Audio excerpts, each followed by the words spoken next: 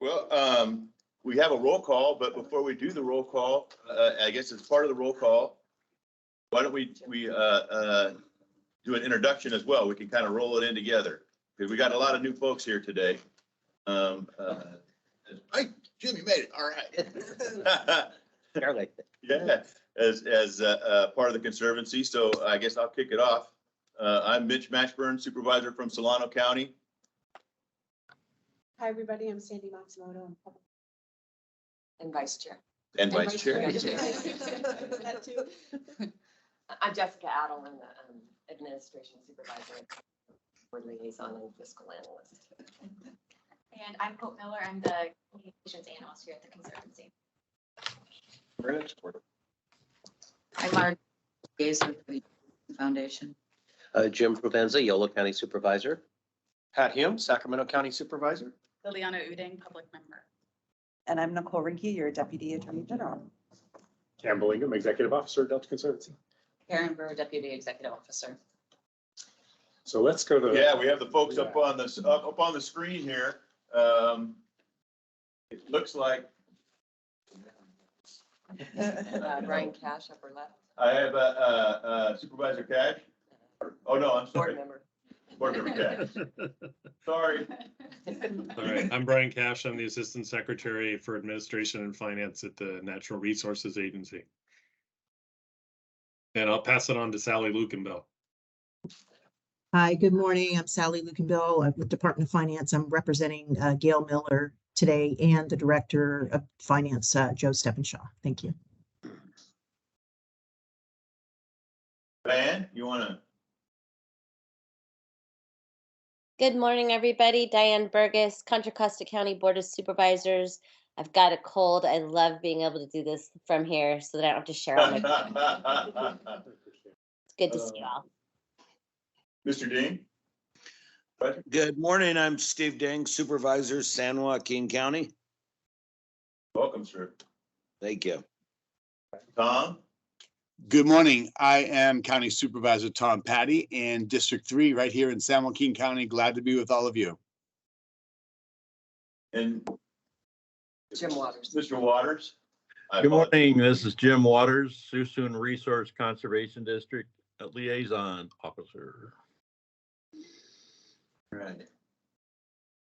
And I'm definitely gonna have to have somebody help. Yeah, other ones I can't see that for. So let's see, Hope's in the room. Mr. Radcliffe? Still on mute? Okay. Good morning. It took a minute to delay there. I'm Donnie Ratcliffe. I'm the project leader with the U.S. Fish and Wildlife Service Bay Delta Fish and Wildlife Office, and I'm here on behalf of Paul Souza. Hassan Herte.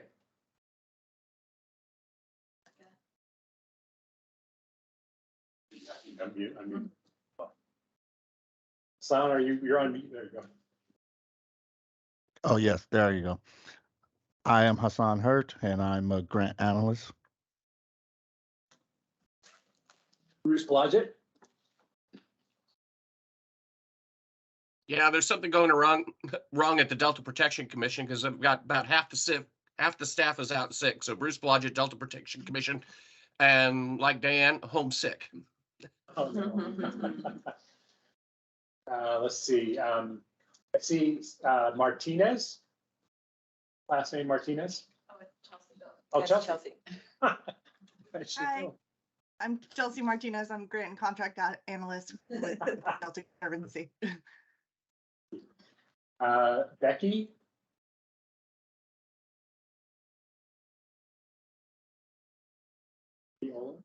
She's sorry. Becky Olander with Blackburn Consulting. Great, thank you. And I see a person who is FORWO, but it's Forwood. Yes, my name is Madison Ford. I'm a legal analyst with the Department of Water Resources. Great, thank you. Kieran Burke. That's probably. Hi, I'm Karen Burke, Deputy County Counsel for San Joaquin County. Great. Anyone else on the line? Brenda Lass, Administration Manager at the Delta Conservancy. Okay, All right. so and then in the room.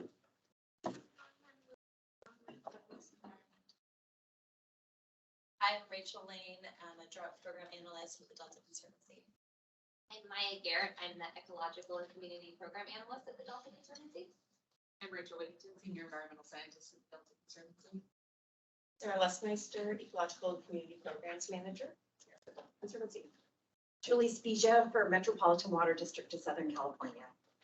Martha Osnoff, community project service, community project manager at the Conservancy. Trevor Fox, environmental scientist here at the Conservancy. I'm Angie Shakia, an environmental scientist at the Conservancy. Thank you, Kim. That made it a lot easier. Do I have to do a roll call? Since everyone did introduce themselves and I did take roll. That's fine. Okay. I did kind of propose rolling it all into one. Yeah, we rolled it into one. Yeah, we did. Excellent. Okay. All right. All right, so we're on to public comment. Do we have any public comment from anybody in the room or anybody out there in the internet world?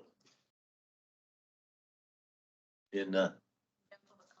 All right, thank you. That moves us to the consent calendar, which is an action item. Do we have any public comment on the consent calendar from anybody in the room or anybody out there in the internet verse? No. Chair, I'd just like to note myself as an abstention since I wasn't at either of those meetings. All right, thank you, sir. Is that each committee usually has different rules on that? Do we need to abstain or do you need us to vote since there's so many of us that are new? Let me take a quick count to see how many returning we have. 1, 2, 3, 4, 5. We should have 6. Leo's not returning, so I think we only, because you weren't here last time either, we only have 5. Mashburn, Matsumoto, Burgess, Provenza, Cash. Yeah, I think we'll be all right with 6. If the new board members want to abstain, we should have 6. Okay, I only see 5. Let's go ahead and give it a shot. All right. Okay, so I haven't seen any public comment. Do I have a motion on the consent calendar? Do you want to do them separately or together? So moved. I'll call roll call on it. Well, but I think we could do it together unless there's, did you say separate? I just moved the consent calendar. I couldn't hear you, Jim. Was that? I moved the consent calendar. Well, thank you, sir. All right, I have a motion. Do I have a second? Chair Mashburn? Oh, We need a second. Second. there we go. There we go. Chair Mashburn? Okay, aye. Vice Chair Matsumoto? Aye. Supervisor Hume, abstain. Supervisor Burgess? So I need to abstain because I wasn't there, if that's what you want me to do. You gotta work. She was at the October, but not at the November. Oh. Correct. So I can vote for the one that I was at, if you want to separate them. Let's not do that. Let's see how we go. Let's see what happens. Supervisor Ding, Abstain. Supervisor Provenza? Aye. Aye. Board Member Lukenbill? Abstain. Board Member Cash? Aye. Board Member Udeng? Abstain. Am I pronouncing that correctly? Udeng? Yes, thank you. Board Member Winternet? This was the November meeting? I'll just get them split. I'll split them. We can do one of these. So it sounds I like. think let's just hold. So we only have 5 to carry. Yeah. We did not. We only So have I 5. think, yeah, so I think what we ought to do, Is break it up. council suggests just rolling it over to the next meeting. Oh, okay. And then we'll roll it in as part of the consent calendar for all of them next time. That's it. Absolutely. So you'll just, but those of us that weren't there will still have to abstain, right? You will, I think, but we will have, well, that's. No, we won't. We'll still only No, have we still won't have enough people for that meeting. Right. So can we, Let's do October. Add to the eye. Let's do No October. one. October. Okay, well then What do we do? Put your faith in the ones. So then So motion to move October. oh, thank you. I was just gonna ask. Okay. I'll second that motion. Okay. So we're gonna do October. Yes. Mashburn? Aye. Board Member Matsumoto? Yes. Board Member Supervisor Hume? Abstain. Supervisor Burgess, October. Yes. Yeah. Supervisor Ding. is still in Abstain. Supervisor Cadenza. Aye. There we go. Board member Luke and Bill. I just don't know stuff. Abstain. Board member Cash. Bill and I hope. Board Aye. member Cash. Aye. Board member Udine. Abstain. Board member Winternitz. Abstain. From October? You were abstaining, sorry. So we have 1, 2, 3, 4, 5, 6. Motion carries. 6. So for November, I have to say, this has never happened in the history of the Delta Conservancy. We're a little at a loss for how to handle this. So we'll carry it over to November and we'll sort of sort it out and we'll bring. Yeah. So I think you pick up a vote for We November. get Leo Right. in November. Right, I was. Right. Oh, okay. Well, then, So yeah, he was here. let's do November. Thank you. This is great. Motion to move November. All right. Yeah. Hopefully this is the most contentious item on the agenda. I imagine it will be. Yeah. So I have a motion by Matsumoto. Do I have a second? Second. Let's try this again. Okay, so Chair Mashburn, Aye. Vice Chair Matsumoto, Yes. Supervisor Hume, Abstain. Supervisor Burgess, Abstain. Supervisor Dang, Abstain. Supervisor Provenza. Aye. There we go. Board member Lukenbell. Abstain.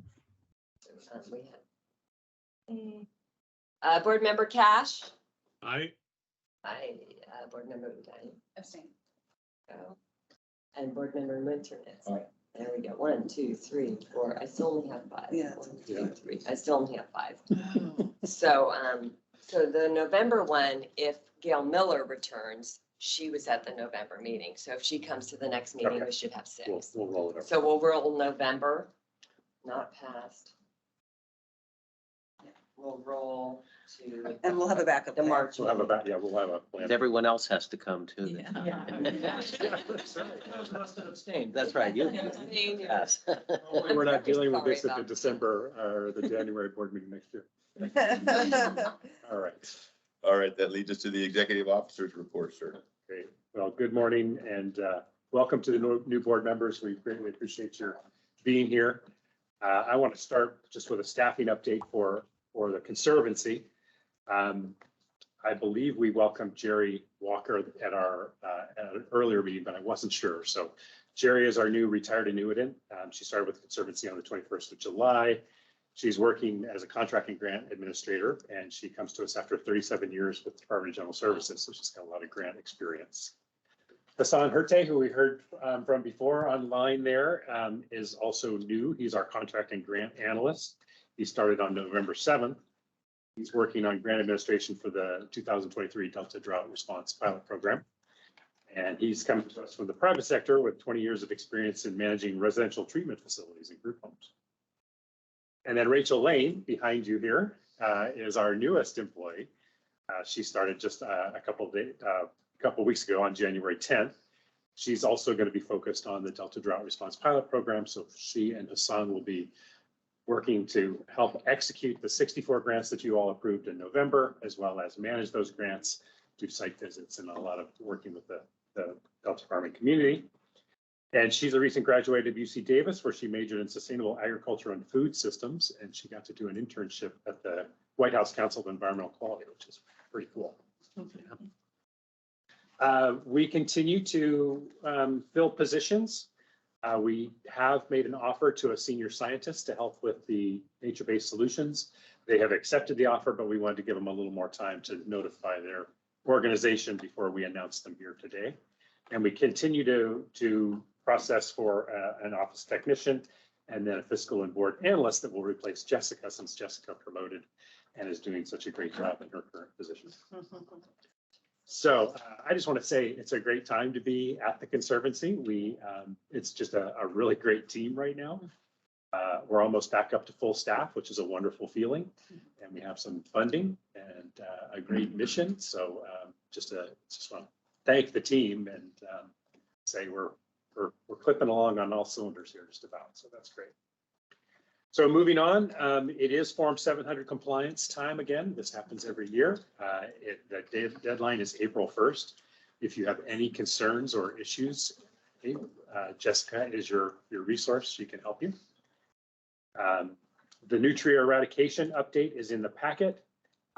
As far as I know, there's only been one additional detect in the Delta, and that is actually a very good sign because DWR has, or excuse me, Department of Fish and Wildlife has really stepped up their trapping and camera stations in the Delta because of the recent detects.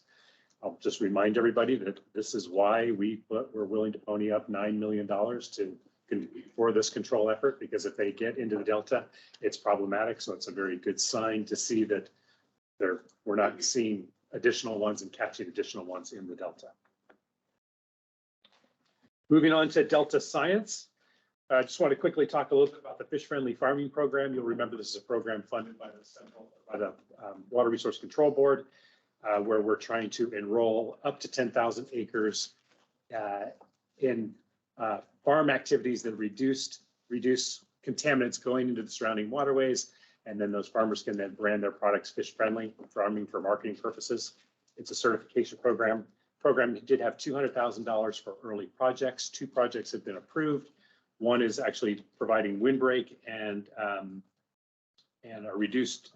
micro sprinkler system to one farm, and the other is looking at a recirculation pump that will actually take water from the low end of the island, take it back to the top of the island, and let it be reused.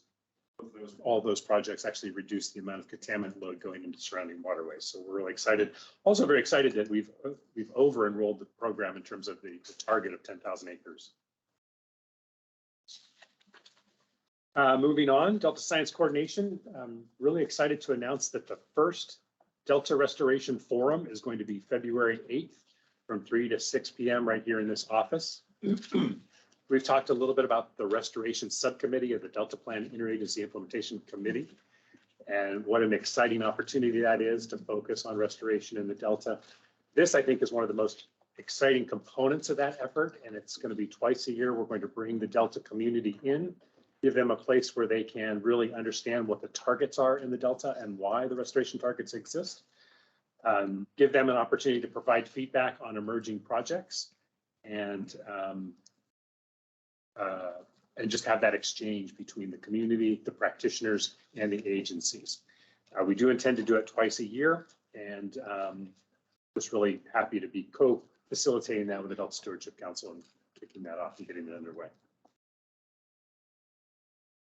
Not in the packet, but I do want to recognize that the Delta Residents Survey is now live.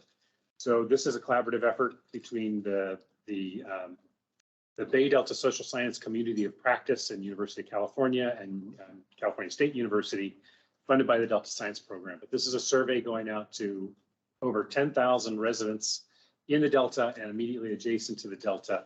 And it's really to help decision makers get a better understanding of Delta residents' livelihood, well-being priorities, and concerns for the region. So if you haven't seen an announcement for that, I hit send at home and hope that they would be on the printer when I got here, but we do have some flyers that you can see and you can contribute. Moving on to media mentions, just one, Maven's Notebook just amplified our notices for the $42 million we have in nature-based solutions and climate access and restoration funding that's available to fund projects.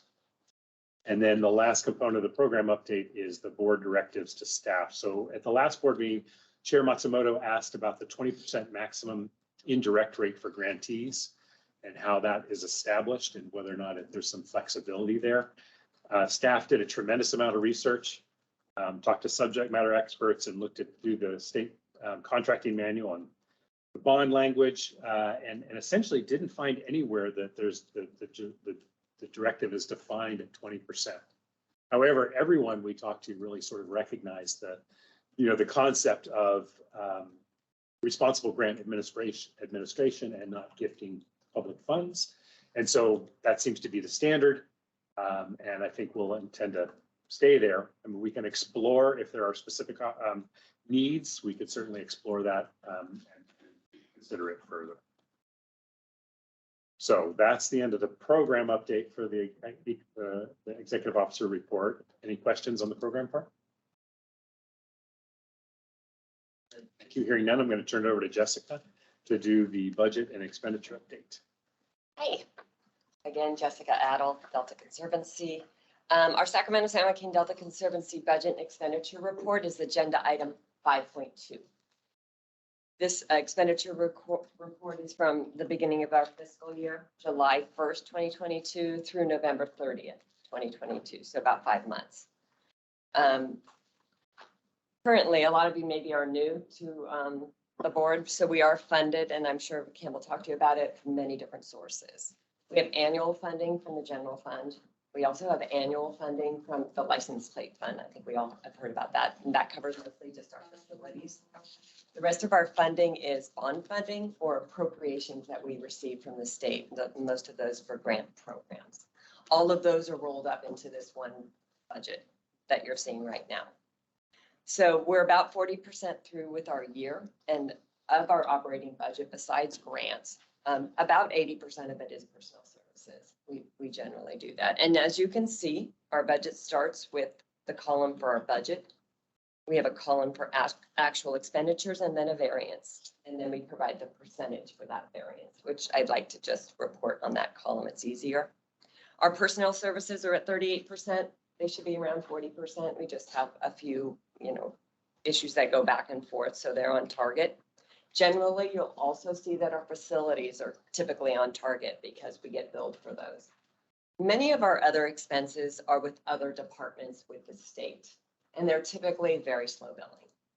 So our expenditures will run very far behind because we're working with other state agencies. And as you'll see, that most of them aren't hitting the 40% mark at this point.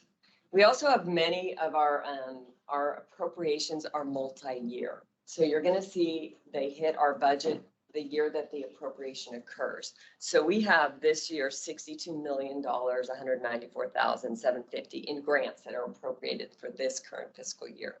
We will be spending those over the next 5 to 10 fiscal years. But since they're appropriated this year, if you looked at our enacted budget on, the DOF website, you would see that this is the budget that is enacted. Are there any questions? Thank you. That concludes the report. It does. We're on to the Ecosystem Restoration Climate Adaptation Grant Program update.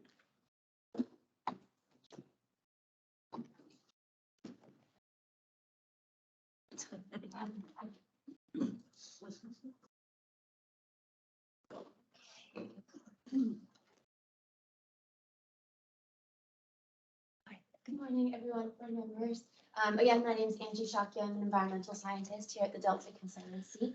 Today I'll be presenting to you agenda item 6, the Ecosystem Restoration and Climate Adaptation, or ERICA grant program update, and that can be found on page 15. I know we have a few new board members attending today, so before diving into the updates, I'd like to provide a bit of background on the ERICA grant program. So as you'll see here in the table on page 15, this program is supported by 3 funding sources. The first of which is Proposition 1, Water Quality, Supply, and Infrastructure Improvement Act of 2014, and that allocated $50 million to the Conservancy. This is a competitive grant program that's had 5 solicitation cycles thus far, and the most recent grants were awarded in July and October of last year.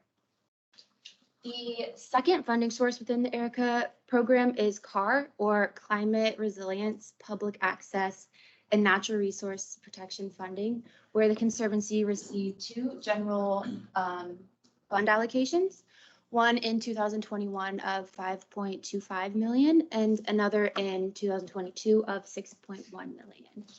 And I do want to note that CAR funding is not exclusive to the ERICA grant program. It also covers projects in the Community Enhancement Program, which Maya will provide an update for in the next agenda item.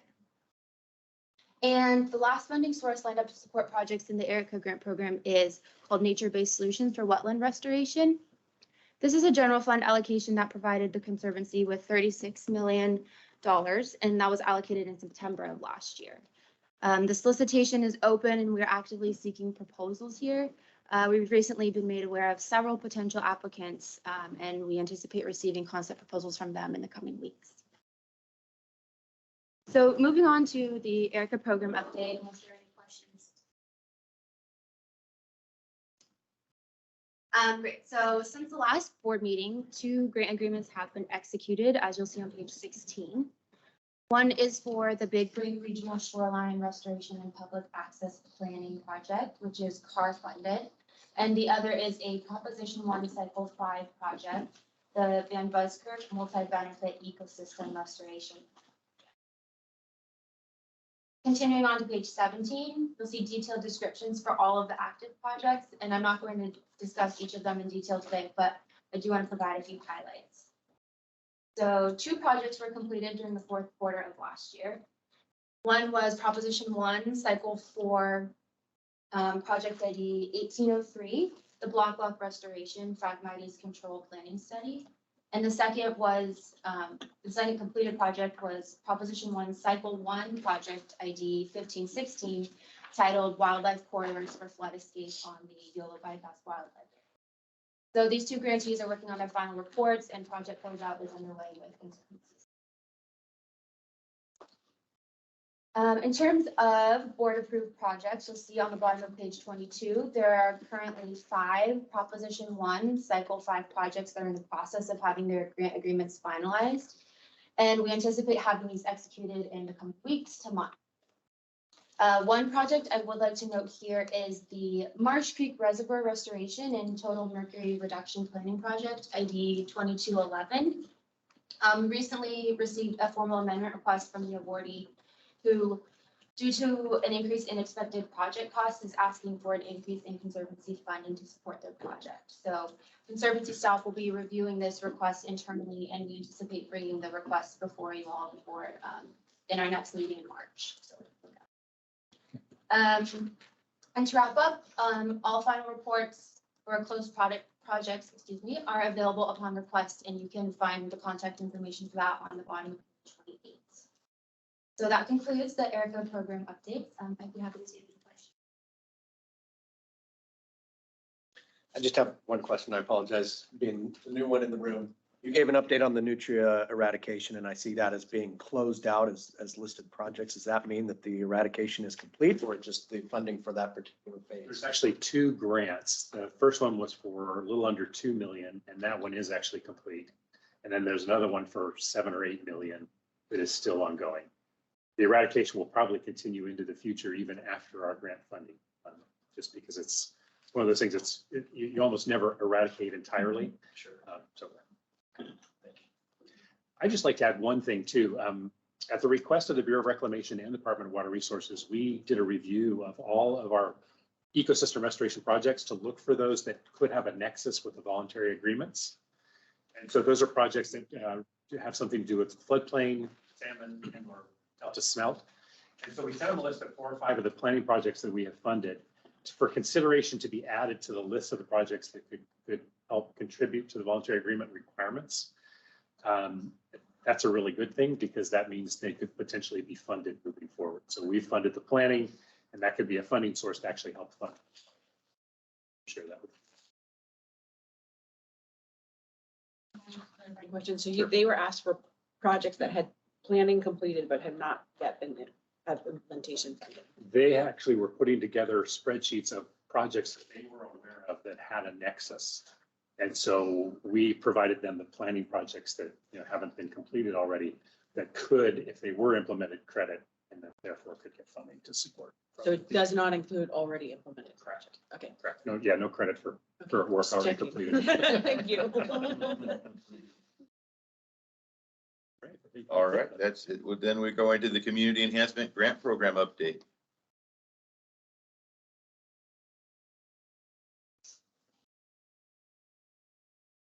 Good morning, board members. My name is Maya Garrett, and I'm the Conservancy's Ecological and Community Program Analyst.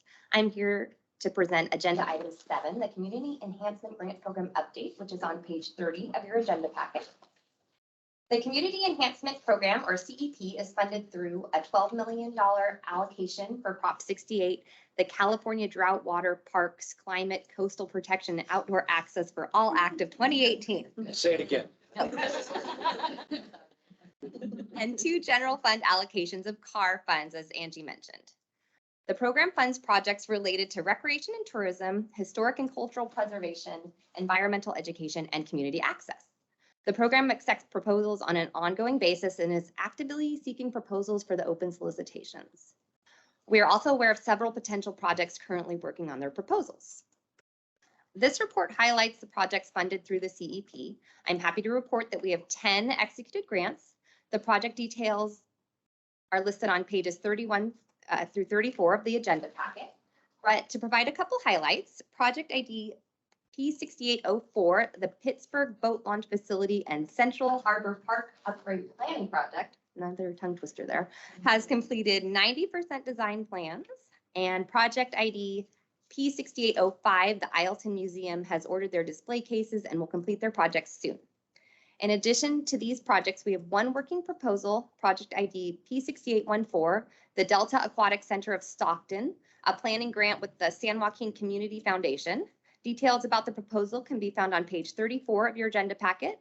Proposition 68 is the funding source listed in the report. However, staff will recommend this $2.5 million project be funded with CAR funds and will likely bring this to the board for consideration at the March board meeting. Thank you for your time, and I'm happy to take any questions or comments. Just add one more note here too. What we're seeing is prices are going up, inflation. Just to prepare the board, we will be seeing amendment requests for additional financing. We'll do our best to vet those and make sure we understand why those costs have gone up and try to control costs. But we will be seeing amendments coming to projects in the future. Lots of escalation right now in construction costs. Question, so how much money remains to be allocated?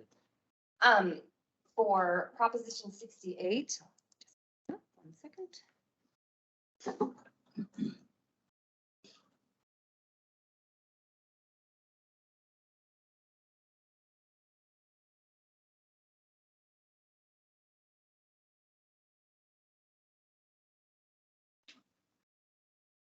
Nice to see you. I know, I You have can pull up the spreadsheet first. It's the thing that I'm looking for. It's a little bit- I think it's about 5 million.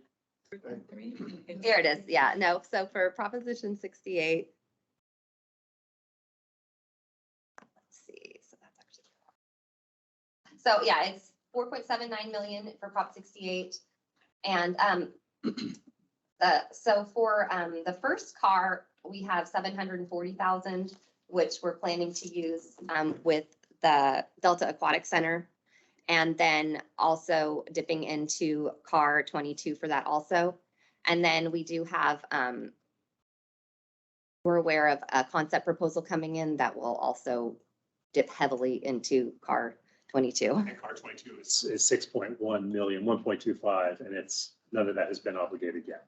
So But a little over 6 for car and Prop 68, and a little under 5 left for Prop 12. So still a nice chunk of money to fund some good projects. Are you getting proposals in steadily? We have, what, 2 or 3 coming that we're aware of? I wouldn't be surprised if we got one this week, and then we know of 2 to 3 that are working on them right now. So hopefully in the next month or so, we'll get a couple more. Good. And these are all implementation projects from planning. It's still timely for someone to submit a planning project? Absolutely. I think, I think we would, as long as we have a penny left, we would always accept applications. Because I think it's good to just, have them sort of lined up. And we don't know what our next source might be. Right. So. Okay, thank you. See no other questions. That brings us to the Delta Drought Response Pilot Program update.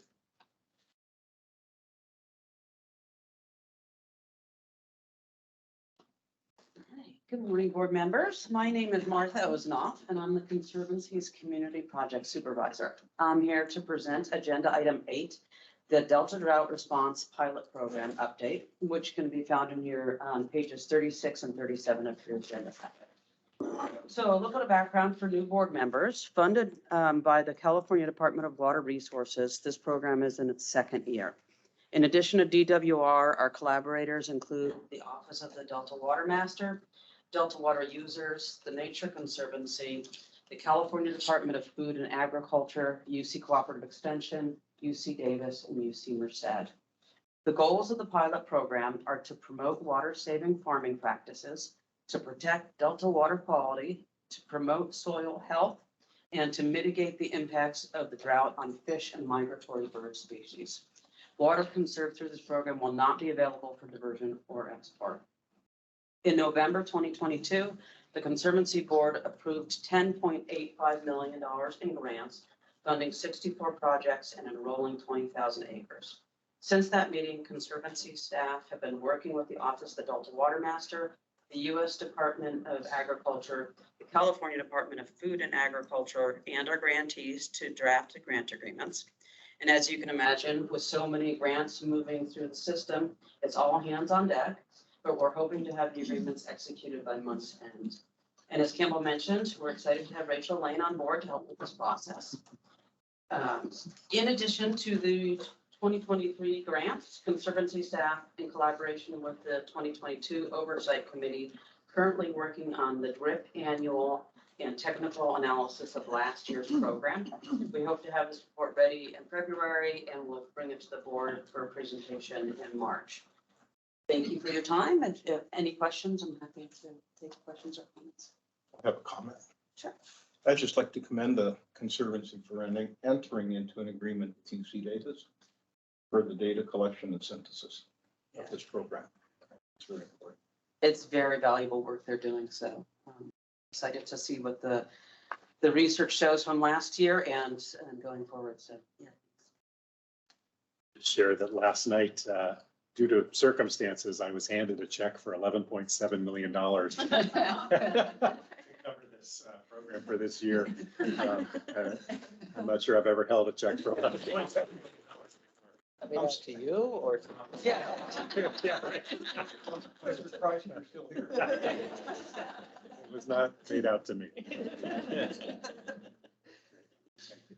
That's great. All right. That brings us to consideration of the 2023 implementation plan. Right. Good morning. Again, I am Karen Burr. I'm the Deputy Executive Officer. Chair Mashburn, member of the board, I'm really excited to be here today to talk with you about the implementation plan. As it mentions in the staff report, this document is a complement to the strategic plan. It lays out the really high level objectives that the Conservancy will be striving for in 2023. And it also summarizes the accomplishments of 2022. And most of the reason I'm excited to be here is that it's been really impressive to pull together this report from this team, and especially being a new person on the team. And I was really impressed with all the work that the folks did last year. And I can assure the board that you have a really dedicated, hardworking, and talented team that's working for you here at the Conservancy. So with that said, I also do want to give a big thank you to the team because this document in front of you is a team effort. And pretty much everyone put a fingerprint on this in one way or another. So they did a really great job of pulling this together, and I wanted to say thank you to them. As people have mentioned, we recognize that there are new people in the room. So we do want to go back and just kind of give a little bit of a summary of the strategic plan and how that was put together. And then I'm going to highlight the implementation plan and a few items out of that. So I'll start there. And for returning board members, I apologize that this will be kind of familiar terrain for you. So the strategic plan that we're working off of was adopted last year. So it's the 2022 to 2027 strategic plan. And it is the third strategic plan that the Conservancy has completed in its lifetime. The strategic plan that the Conservancy has put together is really intended to be a super high level, pretty simple plan. And it recognizes that the needs of the Delta and the way that the Conservancy is going to need to adapt to that is going to change over that 5-year process. So it really lays out that kind of high level way that the Conservancy can fulfill its mission while acknowledging those needs and changes that are going to happen. So it lays out 5 goals, and I am simplifying these. So please go through and look at the way that they were actually written. But basically the 5 categories that they fall into are conservation, working lands, communities and economies, education and outreach, and internal operations. So those are the basic 5 things that the Conservancy is looking at in meeting its mission. And then the strategic plan lays out for each of those objectives and metrics that we intend to complete by 2027. So that's where this implementation plan comes in. This is our annual chunk to go way more into detail about the things that that we would like to do over the year so that we make sure that at 2027, we've reached our goals and have met those metrics that we've laid out. Let's see. Yeah, so we're going to dive in this implementation plan. It really dives into the strategies and the tasks, and hopefully you've had a chance to review those. You'll see that they're pretty detailed in what we're looking at for the upcoming year. I also do want to note that this is the 2nd implementation plan for the strategic plan, as it was adopted last year, and there was an implementation plan last year. All right, so I am going to highlight a few of the accomplishments that have come over the last year. And again, this is the part that I'm really excited about because the team has accomplished a lot. As you see, we're a small team. We're only 18 people fully staffed.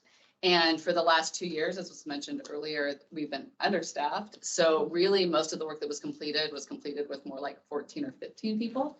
And what that looks like is 100 grants awarded, 50 executed grant agreements, 11 formal amendments to those agreements, which take quite a bit of time to process through. And they processed 358 invoices. That number kind of blows my mind. That's not just checking off and passing it on. There's a lot of detailed analysis that goes into those invoices. It's a heavy lift. The Conservancy received $42 million last year, and knowing that that money needed to move out quickly and efficiently, the team came together and designed a solicitation package that came out just a few months after the money was awarded. So really moved on getting that out there, and that solicitation package is now open and accepting awards or nominations.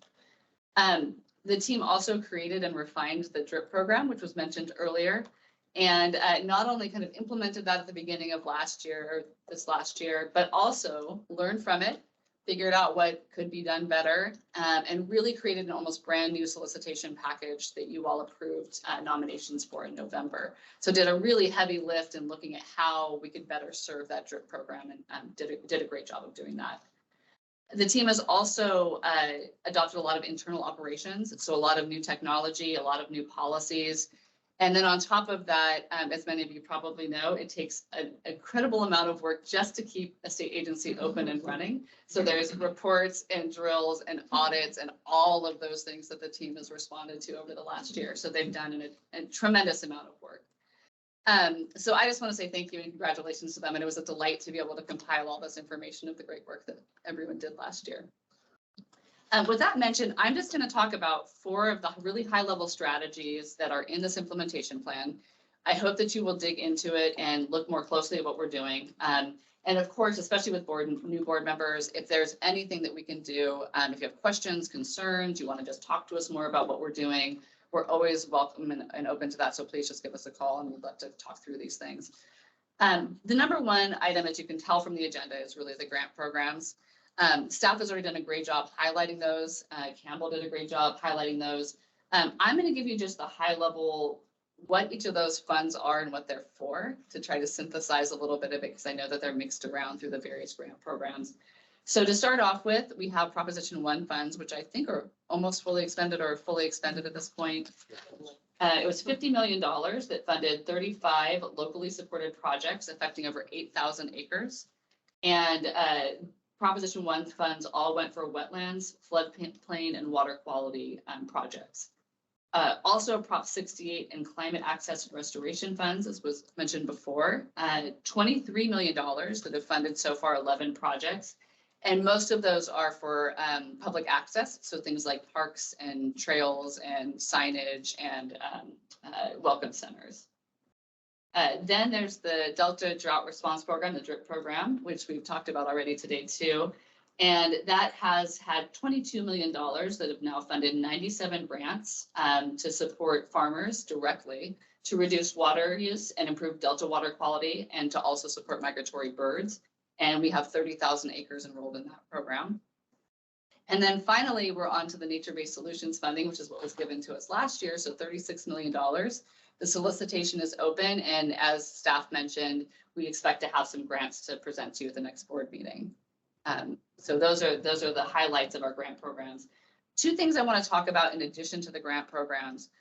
One of those is subsidence, and the Conservancy has taken a really concerted look at subsidence, mainly because not only is it something that's really vital to the Delta community and to farming within the Delta, but also subsidence within the Delta produces 1.1 million metric tons of carbon emissions each year. So we recognize this as one of the key places where the Delta could really have an imprint on carbon and climate. So it's something that we're really focused on. And then the other thing that I wanted to highlight is the Diversity, Equity, and Inclusion, our DEI plan. And the Conservancy has been working on DEI for the last couple of years. But in August, Natural Resources Agency, based on an order from the governor, asked all of the agencies to create an action plan for DEI. And the Conservancy put ours together in August. It includes looking at barriers to employment at the Conservancy, access to grants, and more equitable outreach in Conservancy programs. And so over the next year and beyond, as a team, we're going to come together and look at how we can implement that plan and make sure that we get that action plan moving at the rate that CNRA wants us to, and that we know is super important for us to do. So that's it in a nutshell. If you've had the chance to read through it, there's a lot in there, so please do. For the process, we're looking for your approval today on this implementation plan. And then in 6 months, we will bring it back and we'll talk about how much has been accomplished in 6 months so that you're prepared for how that looks when we get to the end of next year and there's no surprises. So I will certainly, first, I thank you for your time. And secondly, I'm happy to take any questions you may have. Any questions? Not a question, again, a comment. I'm a big fan of getting stuff done, but I'm also a bigger fan of learning what you get from getting stuff done and seeing whether it's valuable or not. And so, again, I'd like to commend the Conservancy for engaging in the Raptor program and committing to fully use it by this year. We're excited about that. A little bit for you. Oh, yeah. So the Raptor program is and I'm totally gonna butcher this. So I apologize to folks who've been going into the deep dive on this, but it is a project monitoring software. So basically an applicant would enter all of their information into it. They'd apply for their grants through it. They would put all of their invoices into it and their final reports into it. And then we would be able to track all of the progress, both financially, as well as the objectives, and be able to compile that into a measurable report so that we can give back good information. And this is a program that Natural Resources Agency is piloting. So it is not fully adaptable yet. We are helping to design the program based on what the Conservancy would like to see come out of it so that it can be something that works for us. It's like Brian wanted to chime in on this one. No, I just wanted to say we're really excited about that program. We've had so many investments over the years, and we've had a database that tracks the bond investments, but we finally got some resources a few years ago through the state budget to actually have a unit within this, the Natural Resources Agency, small but powerful unit, to actually go out and create this new system to be able to follow projects, not only bond funded projects, but from other areas too, and be able to monitor them and keep an eye on things so that we know what's working, what's not, and we can make our investments a little bit more strategically and to follow them over time and make sure that, the state still gets the bang for the buck over the long term. So really appreciate Delta Conservancy diving in and being one of the first folks to implement this. Thanks. We have one one of the things Sarah Lester, ecological programs manager, I'm overseeing Conservancy's adoption, at least from the program's perspective of Raptor.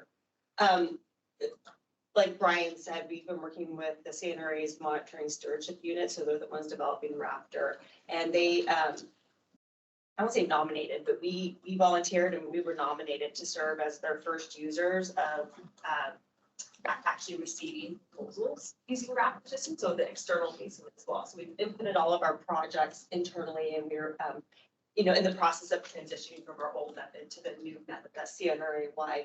But also, I'm really excited that we're going to be one of the first ones in the state to actually open and receive proposals using the Raptor system. So it's been really, really wonderful. But like Brian said, the team that had developed Raptor is great, and it's really modernizing just how we as state employees and how all of our databases interact. So we have Fiscal, AppCars, the grants.ca.gov portal as well. So it's the open solicitation of where you can find funds. It's all going to be interconnected. So I just really want to highlight this is a really great push for the Conservancy to be an early adopter of this program. I'll just add one other thing. We now have statewide strategies for 30% conservation by 2030, which is a statewide objective that has targets.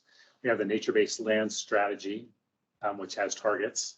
And now we have tracking systems that allow everybody statewide who's contributing to that to see how money is being spent and where we are in achieving those targets. So it's kind of a new day for conservation in California, where we have just sort of the whole hierarchy of what are we trying to achieve and how do we measure where we are and getting there. To what extent does the public have access to a portion of that information? That's a good question. Do you know? I'm sure, Brian, did you hear that question? Yes, it currently, we're working out all the details in-house, and over time that I would imagine that the data will be made public too, so that folks will be able to see where we've actually made the investments. We've done that with past bond measures. We have a bond accountability website where folks can come in, and depending on your location, either by county or assembly district, senate district, et cetera, you can find out how much money has been invested from that specific bond measure. And we plan on doing the same thing with this over time. That's great. Yeah, I think that promotion for future bond measures, that people know how the money's being spent and can see where it goes. To some people, there's another water measure on every other bond, and then when there's what happened to the last money when you exactly very positive. I just have a quick question. The Delta Restoration Forum happening this year. When is that happening again? Do we know? It's February 8th. Okay, thank you.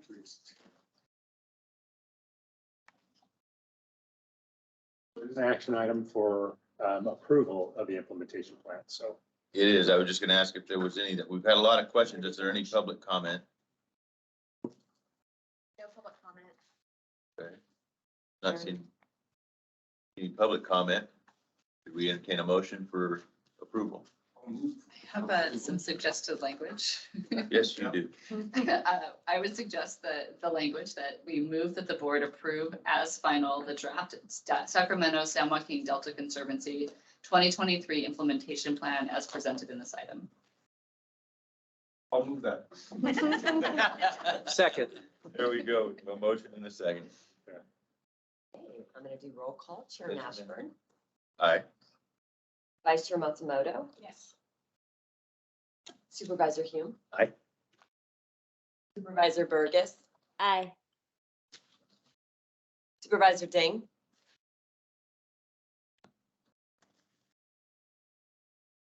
Then we'll come back to Ding. Supervisor Provenza, Aye. Board Member Lukenbill, Aye. Board Member Cash. Brian, Board Member Cash, you unmute. We'll come back to Brian. Board Member Udang. Aye. Board Member Winternet.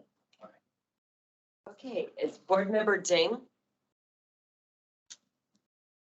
Board Member Cash.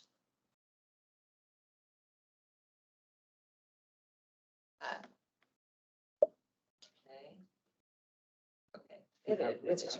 Let me just note that very quickly. So I think we can note that they were absent, but we have sufficient. Correct. So 1, 2, 3, 4, 5, 6, 7, 8. 8 ayes, the motion carries. All righty, so that brings us to the potential agenda items for the March 22nd. Great. Just for new board members, this is just an opportunity to highlight items that you'd like to see the Conservancy cover for information or other aspects. So what we have on there now is nothing significant other than the expectation of having hopefully several projects for the board to consider funding for the CAR funding as well as the Proposition 68 funding and maybe even nature-based solution funding coming in March. Open to any other suggestions or information items that the board would like to hear more about. I do have one, Yes. and it's also a thank you. So in this new role of supervisor, one of the things I've noticed with the Conservancy is that a lot of the JPAs and some of the bigger entities that I work with regard to restoration projects, as you know, like Cash Slough and some of the rest of those, rely a lot on the data and the science that's produced out of the Conservancy. And it is a very useful tool for all those different agencies to use. But to Jim's point, accessing it and how do we get to it? So I would ask if there might be a way that we could get a presentation from folks on how we as board members who sit on all those different groups, when we are sitting in that meeting and we hear somebody say, hey, we need some data on the Swanson Hawk, for the Cash Slough project. I know you guys have that information somewhere in this office. How do I get it? We may not have it here, but we know how to get it. So we can put together some sort of an overview presentation about data repositories and access. And yeah, we'll absolutely do that. Yeah, because that's really valuable stuff. And then you guys also are the repository of all the data that's submitted on the EIRs and the different submissions for all those grants and those grant projects. And that data is incredibly valuable as well. Yeah. It all goes to the health of the Delta. So, and protecting the Delta. Yeah. And so you could give us a small tutorial on how to best utilize the tool that you are. Get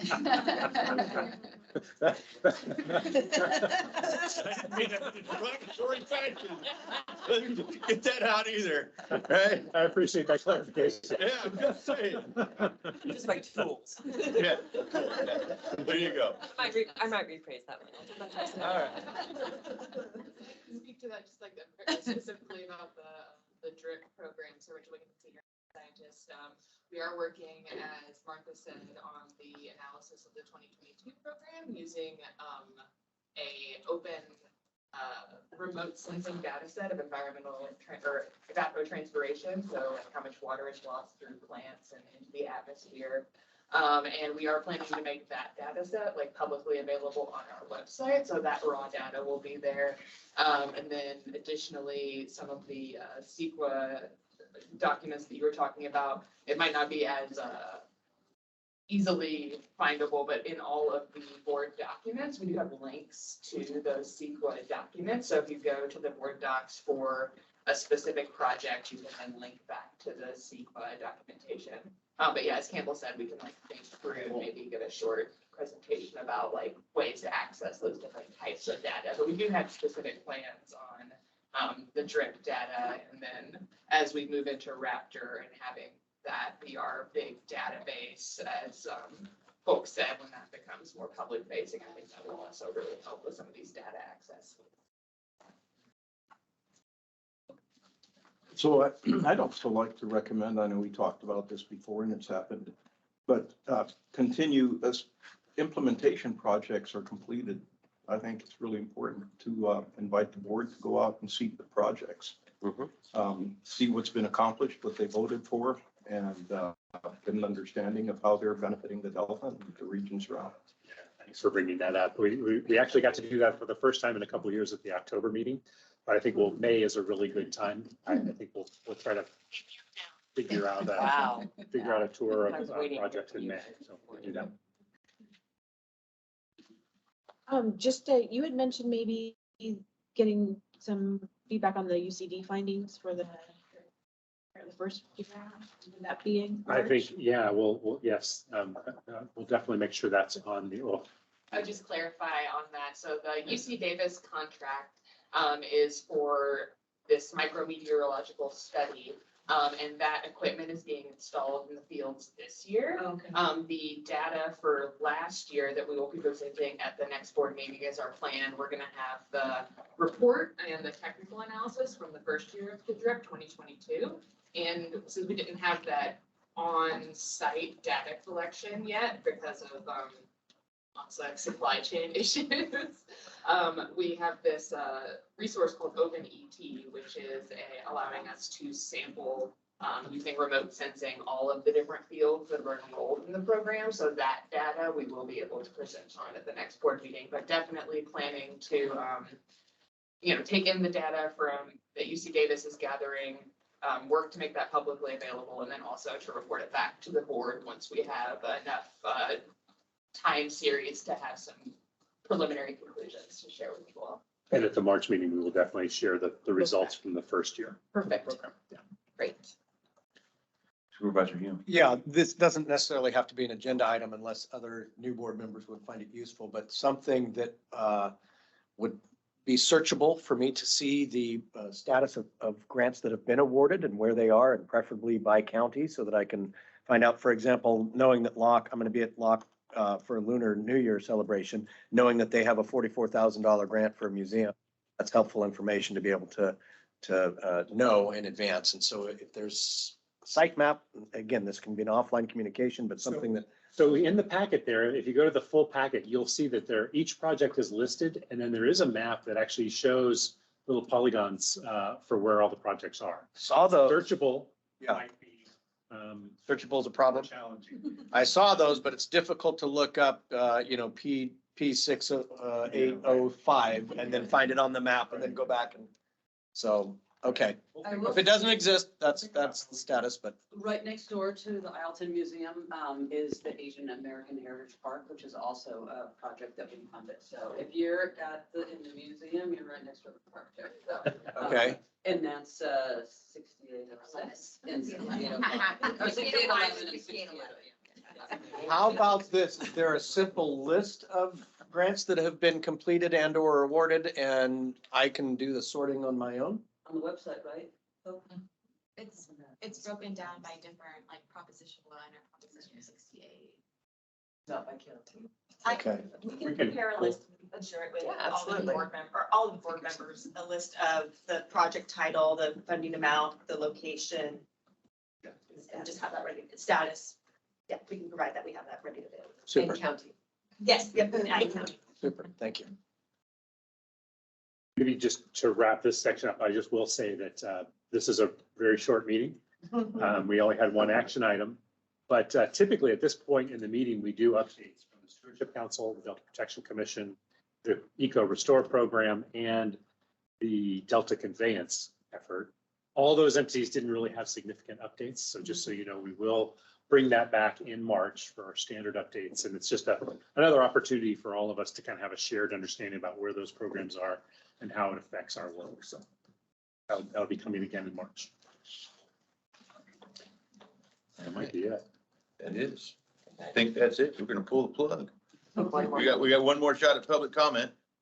If anybody's out there, internet land? No public No, comments. nothing? Supervisor Dave's trying to speak. Oh, okay. Go ahead. Is that Diane? No, that's mute. You're on mute? Looks like Stephen, you're on mute, sir. Oh. Now he's on mute. We still don't have you, sir. We were having some major technical difficulties with the team's approach, but Unmuted. try one more time. Sign language. Put it in chat. Put it in the chat. This is fine. No. Leave a comment in the chat. Yeah, if you want to try to, if you want to. Sorry, Supervisor. If you want to try to put your comment in the chat box, that'll work. Try, yeah.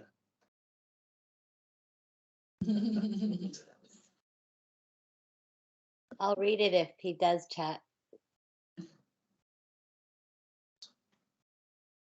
Being done. All right. Tapping out. You try. All right, well then I will adjourn this meeting to the next meeting, on the 22nd. Thank you. Thank you all.